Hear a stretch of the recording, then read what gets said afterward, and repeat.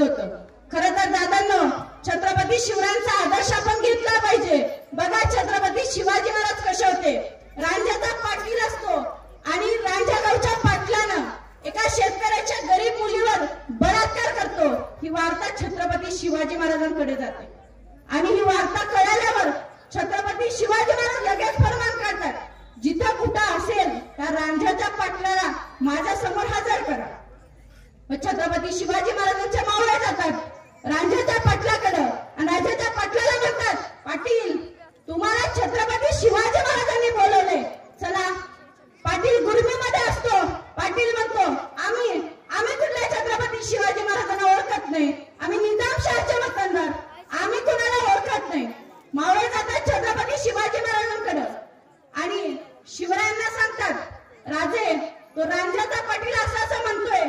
बाबा छत्रपती शिवाजी महाराज आपल्या मावळ्यांना आदेश देतात, जा तुम्ही आणि जिथं कुठं रांझ्याचा पाटील आहे त्याला तशाच पद्धतीने उचलून आणा आणि भर दरबारामध्ये हजर करा। माता मावल्यांना त्या रांझ्याच्या पाटलाला दरबारामध्ये हजर केलं जातं। शिवाजी महाराज संयमानं विचारतात, काय पाटील काय गुन्हा केला तुम्ही? तो रांझ्याचा पाटील शिवरायांना म्हणतो, आम्ही कुठल्या शिवरायांना ओळखत नाही, आम्ही निजामशाहचे वतनदार। मग छत्रपती शिवाजी महाराजांना वाटलं असावं तलवार काढावी खूप सारं रांझ्याच्या पाटलाच्या पोटात, पण नाही। छत्रपती शिवाजी महाराज पुन्हा एकदा संयमानं विचारतात, काय पाटील गुन्हा केलाय तुम्ही? तेव्हा तो पाटील छत्रपती शिवाजी महाराजांचे ते संयमी बोलणं ऐकून आणि त्यांची तीक्ष्ण नजर बघून तो पाटील म्हणतो, हो मी गुन्हा केलाय। तेव्हा छत्रपती शिवाजी महाराज आपल्या मावळ्यांना आदेश देतात, त्या रांझ्याच्या पाटलाचे दोन्ही हातपाय कलम करा आणि त्याला चौकामध्ये नेऊन टाका। तेव्हा चौकामध्ये नेऊन कशासाठी टाका? तर येणाऱ्या जाणाऱ्याला कळलं पाहिजे, ज्यांनी कोणी अशा पद्धतीचं वागेल, ज्यांनी कोणी अशा पद्धतीचं वर्तन करेल त्याचं छत्रपती शिवाजी महाराज रांझ्याचा पाटील करतात। माता मावल्यांना चौरंग नावाची पद्धत होती आणि ही चौरंग पद्धत छत्रपती शिवरायांनी अंमलात आणली। खरं तर याही पलीकडे जाऊन सांगायचं म्हटलं, आपल्याला इतिहास माहिती आहे छत्रपती शिवाजी महाराजांचा। काय माहितीये? अफजल खानाचं पोट आणि शाहिस्ते खानाचं पोट झाला, याचा पुढचा इतिहास आपल्याला माहित नाही। पण माता मावल्यांनो, शाहिस्ते खानाची पोट जेव्हा छत्रपती शिवरायांनी लाल महालामध्ये छाटली, बरोबर आहे, पण लाल महालामध्ये जेव्हा छत्रपती शिवाजी महाराज शाहिस्ते खानाची पोट छाटतात तेव्हा शाहिस्ते खानाच्या शयन कक्षेमध्ये त्याची बायको आणि 2 मुलं असतात। तेव्हा छत्रपती शिवाजी महाराज त्याच्या शयन कक्षेमध्ये जात असतात आणि गेल्यानंतर त्यांना कळतं शाहिस्ते खानाची बायको आणि 2 मुलं राजांना दिसतात आणि त्या शाहिस्ते खानाची बायको म्हणते, मैंने कुछ भी नहीं किया वो चले गए, मैंने कुछ भी नहीं किया वो चले गए। तेव्हा छत्रपती शिवाजी महाराज म्हणतात, माता मावल्यांनो, बहन घबराव मत, और दुश्मनाच्या बहिणीला सुद्धा, दुश्मनाच्या बायकोला सुद्धा आदर देणारा राजा म्हणजे छत्रपती शिवाजी महाराज। खरं तर छत्रपती शिवाजी महाराजांचा आदर्श हा घेतला पाहिजे, पण आपल्या तरुण पिढीचं झालंय असं 365 दिवस खरं सांगायचं दादांनो, तुम्हाला 364 दिवस छत्रपती शिवाजी महाराज आठवत नाही। आठवतात कधी? इथं पुतळा आहे छत्रपती शिवाजी महाराजांचा, विचारांच्या माध्यमातून छत्रपती शिवाजी महाराज आजही आपल्या तळीवर आहेत। लक्षात ठेवा, आपल्याला आठवतं कधी शिवजयंती आली की आपल्याला कळतं की मी छत्रपती शिवरायांचा मावळा आहे। दादांनो, चणकर लावा, छत्रपती शिवरायांसारखी दाढी राखा, खुशाल राखा, गळ्यामध्ये राजमुद्रेचं लॉकेट घाला, खुशाल घाला, पण एक गोष्ट लक्षात ठेवा, जर तुम्ही छत्रपती शिवाजी महाराजांचा मावळा म्हणून जगत असाल तर तुमच्या पुढून जर माता मावल्या गेल्या किंवा तुमच्या पुढून एखाद्या 2-4 मुली जात आहेत तेव्हा तुमच्या कपाळावरची चंद्रकोर तिला बोलती झाली पाहिजे, हा छत्रपती शिवरायांचा मावळा आहे। कारण माझा राजा आया बहिणींची अब्रू वाचवणारा होता। नाचवणारे राजे खूप होऊन गेले, पण इतिहासाने त्यांची नोंद घेतली नाही। अहो आजपर्यंत मला सांगा, आजी आजोबा याच्या पुढे गेलं तर पंजोबाच्या वडिलांचं नाव विचारलं तरी येत नाही। आज आपल्या मुलांना सांगावं लागत नाही छत्रपती शिवाजी महाराज कोण होते। खरं तर परिस्थिती अशी झाली माता मावल्यांनो, अत्याचार एवढा वाढला, मला तर खरंच लाजिरवाणं वाटतं छत्रपती शिवरायांच्या महाराष्ट्र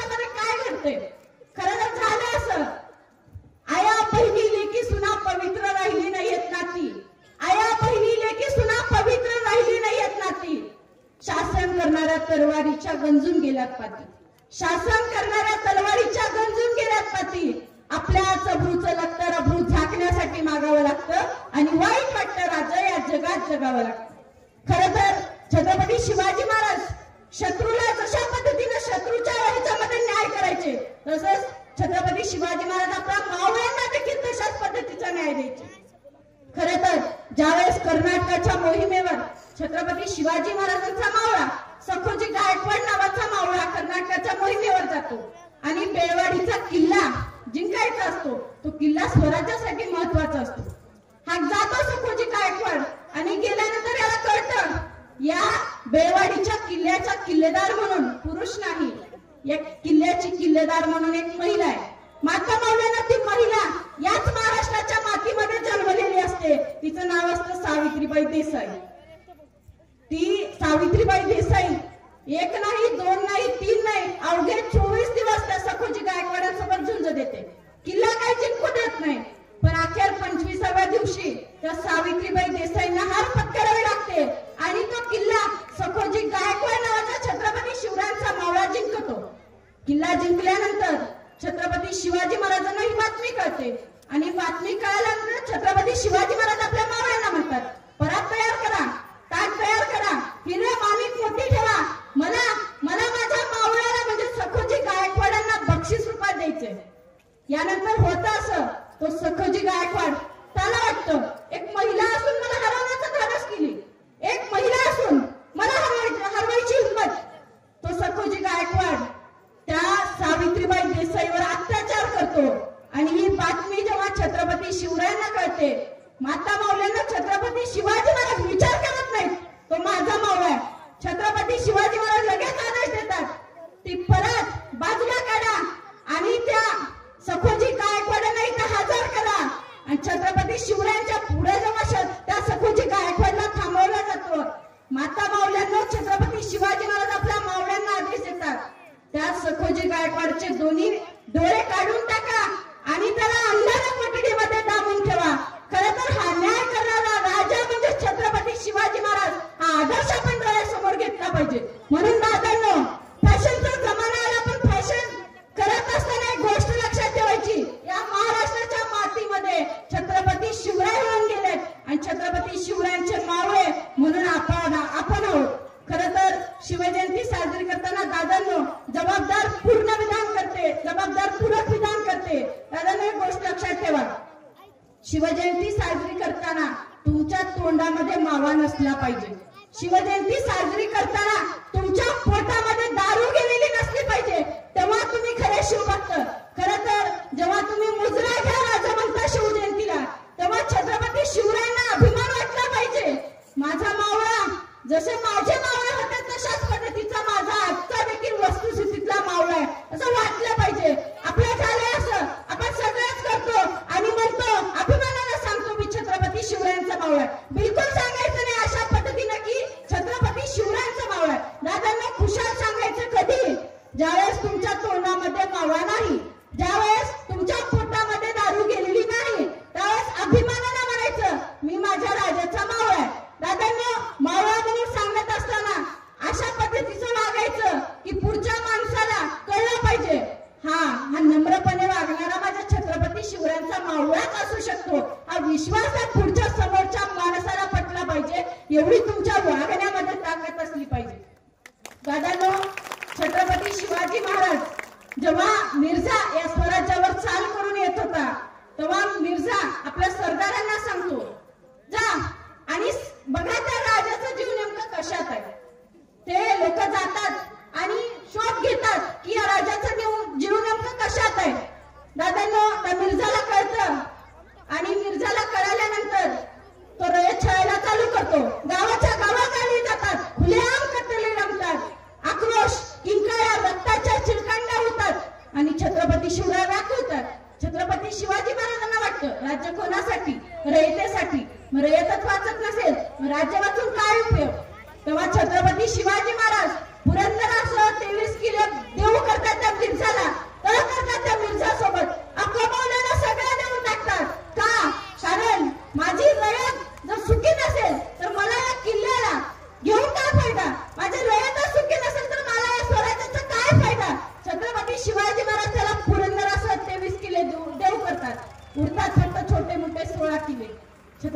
शिवाजी महाराजांच्या मनामध्ये सल असतो की या मिर्झाला मी एवढा अट्टास मी यासाठी नव्हता केला की कमवलेलं सगळं या मिर्झाच्या हवाली केलं. तेव्हा दादांनो तो मिर्झा म्हणतो छत्रपती शिवाजी महाराज तुम्हाला मोगलांचा मनसबदार व्हावं लागेल. छत्रपती शिवरायांची तळपायची आग मस्तकाला जाते. मी मोगलांचा मनसबदार हो नाही नव्हता अट्टास एवढा यासाठी केला की आम्ही कोणाचे तरी मनसबदार हो. तेव्हा मिर्झा म्हणतो राज रयतेची फिकीर करावी. तेव्हा छत्रपती शिवाजी महाराज त्या मिर्झाला म्हणतात संभाजी स्वतःच्या मुलाला संभाजी राजांना त्या मोगलांचा मनसबदार करतात आणि त्या मिर्झाला वाटतं आता छत्रपती संभाजी महाराज आले मोगलांचे मनसबदार झाले. दादांनो काही नो हा विचार छत्रपती शिवरायांच्या मनामध्ये असतो घर करून राहतो सल असते छत्रपती शिवाजी महाराजांच्या मनामध्ये. वाटतं शिवरायांना एवढा अट्टास केला माझ्या मावळ्यांनी एवढं रक्त सांडलं आणि काय झालं या मिर्झाच्या हवाली सगळं करावं लागलं. हा सल असतो रायगडाच्या तटबंदीवर शिवराय फिरत असतात आणि फिरताना छत्रपती शिवरायांचा एक मावळा असतो कडतोजी गुजर नावाचा. तो मावळा हे सगळं बघत असतो. त्याला कळतं या मिर्झानं माझ्या राजाला त्रास दिलाय या मिर्झानं माझ्या राजाला त्रास दिलाय हा मिर्झानं माझ्या राजाची झोप उडवली आम्ही कमवलेलं सगळं देऊ केलं या मिर्झाला. मग त्याच्या मनामध्ये हा विचार चालत असतो माझ्या राजाला त्रास होतोय मी काय तर केलं पाहिजे आणि थेट ती शिवाजी महाराजांचा तो मावळा रायगड सोडतो आणि थेट त्या मिर्झाच्या दरबारामध्ये जातो. मिर्झाची छावणी असते आणि तिथं बघितल्यानंतर त्या कडतोजी गुजरांना कैद केलं जातं आणि त्यानंतर त्या मिर्झाच्या समोर कडतोजी गुजरांना थांबवलं जातं. त्या कडतोजी गुजरांना मिर्झा राजा विचारतात कोण. तेव्हा कडतोजी गुजर म्हणतात मी कडतोजी गुजर. कुठून आलात. छत्रपती शिवाजी महाराजांच्या राज्यातून स्वराज्यातून आलोय. कशासाठी आलात. मी तुमची चाकरी करावी म्हणतोय.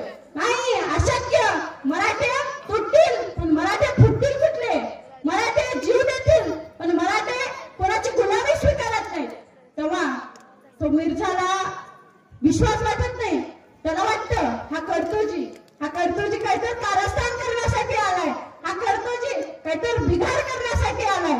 तेव्हा तो कडतोजी गुजर म्हणतात मिर्झा राजे पुरंदरासह 23 किल्ले आमच्या राजाचे तुम्ही घेतले. आता काय छत्रपती शिवाजी महाराजांजवळ राहून त्यांच्यासोबत लढून मरण्यापेक्षा तुमच्या सोबत राहून जगावं म्हणतोय. तेव्हा मिर्झाला विश्वास पटतो आणि विश्वास पटल्यानंतर तो मिर्झा आपल्या सैन्यामध्ये त्या कडतोजी गुजरांना रुजू करतात दाखल करून घेतो आणि घेतल्यानंतर दादांना त्या कडतोजी गुजरांच्या मनामध्ये विचार असतो माझ्या राजाला त्रास झालाय याला मी झोपू देणार नाही अशक्य याला मी झोपू देणारच नाही. बघूच सुखाची कशी चाहूल लागते या मिर्झाला. तेव्हा तो कडतोजी गुजर वाट पाहत असतो. मिर्झाच्या दोन दिवस जातात 3 दिवस जातात. कडतोजी गुजर वाट पाहत असतात याच्या छावणीवर पहारा द्यायची वेळ कधी येईल माझ्यावर. तेव्हा कडतोजी गुजरांचा एक दिवस येतो आणि ताईनं होता असं त्या छावणीला पहारा द्यायची वेळ कडतोजी गुजरांवर येते आणि कडतोजी गुजरांवर आल्यानंतर ते कडतोजी गुजर पहारा देताना सगळीकडे चोहीकडे लक्ष केंद्रित करतात आणि विश्वास करून घेतात अंदाज लावतात इथं कोणी नाही तर की. तेव्हा त्या कडतोजी गुजरांना लांबवर कुठून तरी जागे रहोचा आवाज येत असतो. कडतोजी गुजरांना विश्वास पटतो इथं कोणीच नाही. तेव्हा ते कडतोजी गुजर आणखीन एकदा त्या छावणीच्या भोवताली फेरी घालतात आणि त्यांना विश्वास पटतो आता इथं कोणीच नाही. मग कडतोजी गुजर थेट त्या मिर्झाच्या छावणीमध्ये घुसतो आणि घुसल्यानंतर कमळाचे कटार काढून त्या मिर्झाच्या पोटामध्ये खुपसणार तोपर्यंत दगा म्हणून आवाज येतो आणि कडतोजी गुजरांना कैद केलं जातं. थेट तो मिर्झा कडतोजी गुजरांच्या वरचा हात वरीच करतो आणि छत्रपती शिवाजी महाराजांच्या मावळ्याला कडतोजी गुजरांना कैद केलं जातं. काय म्हणायला पाहिजे कडतोजी गुजरांनी. ते कडतोजी गुजर जेव्हा कैद केला जातो तेव्हा त्या मिर्झा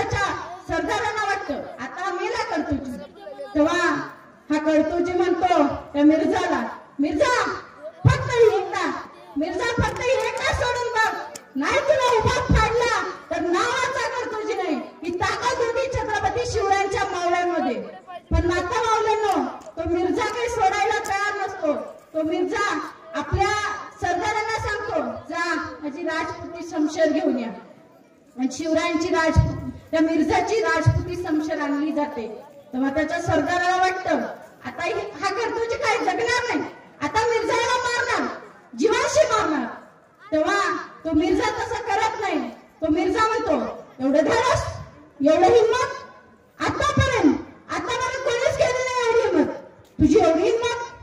तेव्हा कर्तोजी गुजर म्हणतात मिर्झा मराठी एकतर कोणाच्या नादाला लागत नाही, मराठी एकतर कोणाच्या नादाला लागत नाही, आणि एकदा का कोणी दिवसलं तर त्याला फाडल्याशिवाय राहत नाही. हा इतिहास महाराष्ट्राच्या मातीतल्या मावळ्यांचा होता.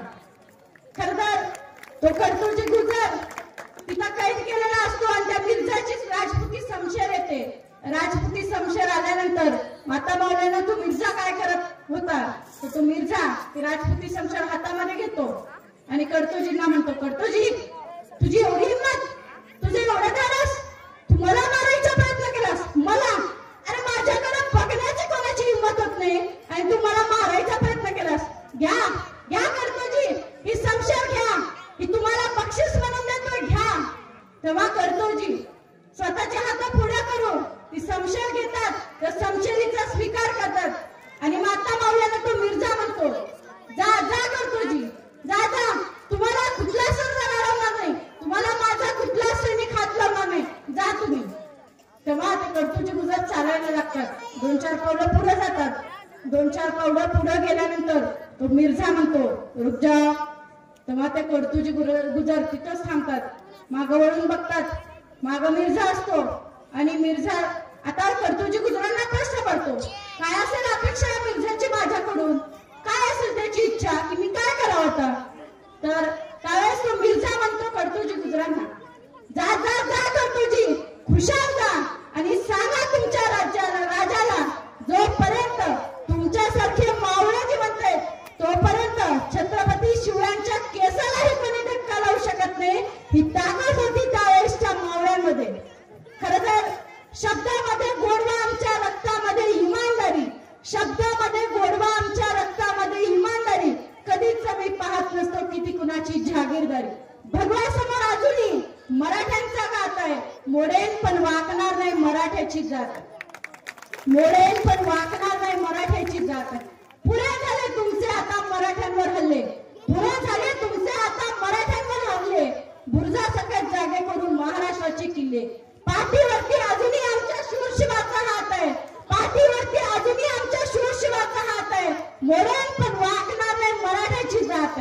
मरण आठवा तानाजीचं, मरण आठवा संभाजीचं, घोड खिंडीत रक्त सांडलं वीर प्रभू त्या बाजीचं, मोगलांनी पाठीवरती वार केलाय म्हणूनच आमचा घात आहे, मोडेन पण वाकणार नाही मराठ्याची जात आहे. ही धमक छत्रपती शिवरायांच्या मावळ्यांमध्ये होते. खरं तर मावळे म्हणायचं कोणाला, सह्याद्रीच्या कडेकपारी आपला भगवा ध्वज कायम दौलत आणि फडकत राहावा म्हणून रक्ताचं पाणी, हाडाची काढ आणि मांसाला चिकल करणारी ताठ पाण्याची माणसं म्हणजे छत्रपती शिवरायांची मावळे. खरं तर काल परवाच मालवणचा पुतळा छत्रपती शिवाजी महाराजांचा मध्यंतरी कोसळला. ताईनं फक्त एकदा त्या पुतळा बनवणाऱ्याला एकदा फक्त त्या रायगडाची हिरोजी इंदरकरांची पायरी दाखवली असती तर पुतळा कोसळला नसता. रायगड बांधल्यानंतर हिरोजी इंदरकर छत्रपती शिवरायांकडे येतात आणि शिवरायांकडे आल्यानंतर ते इंदरकर छत्रपती शिवाजी महाराजांना म्हणतात राज रायगड बांधून झाला. शिवराय प्रश्न विचारतात इंदरकरांना, सांगा इंदरकर कसा बांधलात रायगड. तेव्हा इंदरकर म्हणतात वर गेलं तर हवा, खाली गेलं तर पाणी, शत्रूवर जाऊ शकत नाही, अशा पद्धतीचा मी रायगड बांधून पूर्ण केला.